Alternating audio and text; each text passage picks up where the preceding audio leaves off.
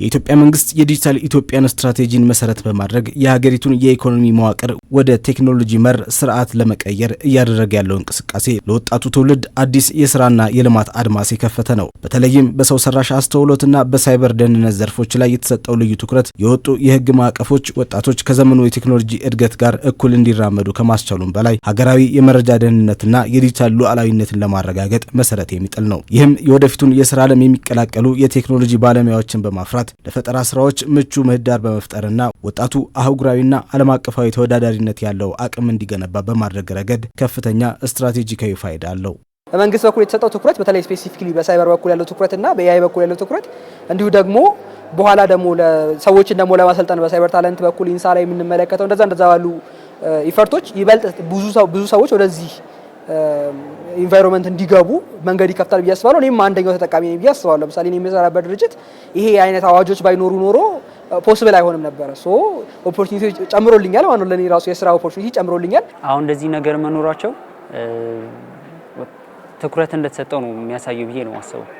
ምክንያቱም ከዚህ በፊት ያው ሁሉም ሰው በየራሱ ነበር የምንጠራው። አሁን ግን ነገር ትኩረት በመሰጠቱ አብዛኞቹ እድሎች ወደኛ እየመጡ ነው ማለት ነው። ስለዚህ እነሱ ነገሮች ያው የመጠቀምና ያለመጠቀም ጉዳይ ይሆናል። ግን ብዙ እድሎች የመጡ ስለሆኑ እንደዚህ ማለት ደግሞ ያው ከኢንተርናሽናል ካምፓኒዎች ጋር የሚያገናኘት እድል ስለሚኖር ወደፊትም ደግሞ ከዚህ የተሻለ ነገር ያው እድል ይኖራል ብዬ አስባለሁ።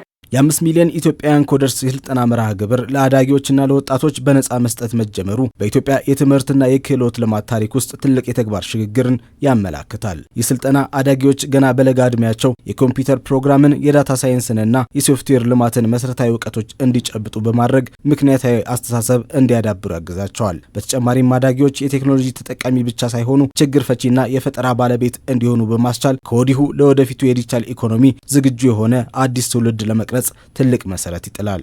ከዛ ኦፖርቹኒቲ ያው የመጠቀም እድሉ ነበረኝ።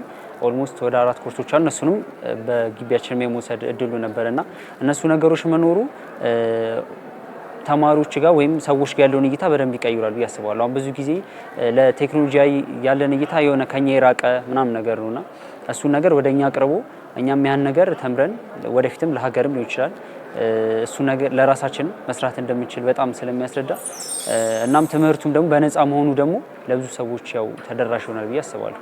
የኮደርስ ስልጠና እውቀትንና ክህሎትን ከማስጨበጥ ባለፈ የሚሰጠው ዓለም አቀፍ እውቅና ያለው ሰርተፊኬት የወጣቶችን የስራ ዕድል ለማስፋት በሚደረገው ጥረት ላይ ከፍተኛ አቅም የሚፈጥር ነው። ይህ ማረጋገጫ ሰልጣኞች በሀገር ውስጥ ገበያ ብቻ ሳይገደቡ በዓለም አቀፍ የርቀት ስራዎች ላይ ተወዳዳሪ ሆነው እንዲቀርቡና የውጭ ምንዛሬ እንዲያመጡም መንገድ ይከፍታል።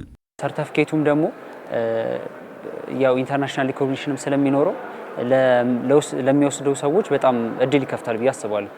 ብዙ ጊዜ ያው በዲግሪ ብቻ በአሁኑ ዘመን ስራ ማግኘት በጣም ስለሚከብድ ያው ስኪል በጣም ተፈላጊ የሆነ ስለሚሆን እነዛን ስኪሎች ደግሞ ለፈላጊዎች የምናሳይበት እነዚህ ሰርቲፊኬቶች ናቸው ብዬ አስባለሁ። በሶስት ወገን የሆነ ጥቅም ነው የሚያገኘው። ስልጠናውን ያገኛል፣ ትምህርቱን ያገኛል፣ ወደ ዘርፉ ይገባል። ወደ ዘርፉ የገባው ሰው ባሉ በትልልቅ ድርጅቶች ውስጥ ተቀጣሪ ሆኖ ሰራተኛ እንዲሆን የስራ ዕድል ያመቻቻል። ሲቀጥል ደግሞ የራሱን የስራ ዕድል ራሱ መፍጠር እንዲችል ደግሞ በስታርታፕ በኩል ደግሞ ኢንኩቤሽን ይፈጥራል።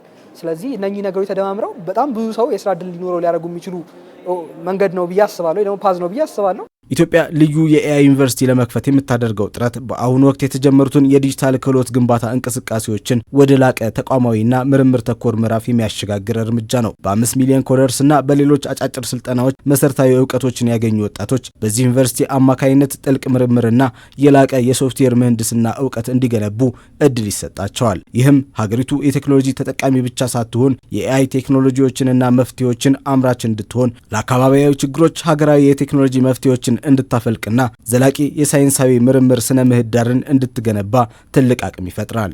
አሁን ኤአይ ከመጣ እንኳን በጣም ቅርብ ጊዜ ነው እየፈጠረ ያለውን ለውጥ አይተናል። ስለዚህ አሁን እንደዚህ አይነት ዩኒቨርሲቲዎች መምጣታቸውም አንደኛ ወጣቱም ወደዛ እንዲገባ ያደርጓል። እናም ደግሞ ለሀገራችን እድገት በቴክኖሎጂ ዘርፍ ያለውን ነገር በጣም የሚያፋጠን ስለሚመስለኝ ይሄ ነገር መሆኑ ጥሩ ነው በጣም ኢትዮጵያ በዲጂታል ዘርፍ እያካሄደች ያለችው ጥረት ከስልጠና እስከ ተቋማት ግንባታ የተዘረጋና እርስ በርሱ የተሳሰረ አጠቃላይ የኢኮኖሚና ማህበራዊ ሽግግር መንገድ ነው። ከ5 ሚሊዮን ኮደርስ መርሃ ግብር የሚገኘው መሰረታዊ ክህሎትና ዓለም አቀፍ ሰርተፊኬት ለአዳጊዎችና ለወጣቶች አዲሱን የስራ ዕድል በር ሲከፍት፣ በኤአይ ዩኒቨርሲቲ የሚደገፈው የላቀ ምርምር ደግሞ የሀገሪቱን የቴክኖሎጂ መሪነትና የሳይበር ደህንነትን ያረጋግጣል። እነዚህ ስራዎች በተገቢው ቅንጅትና ጥራት ከተተገበሩ ኢትዮጵያ በምስራቅ አፍሪካ ብሎም በአህጉር ደረጃ ቀዳሚ የቴክኖሎጂና የኤአይ ማዕከል ሆና እንድትወጣ የሚያስችላትን መሰረት እንደሚያጸኑም ጥርጥር የለውም።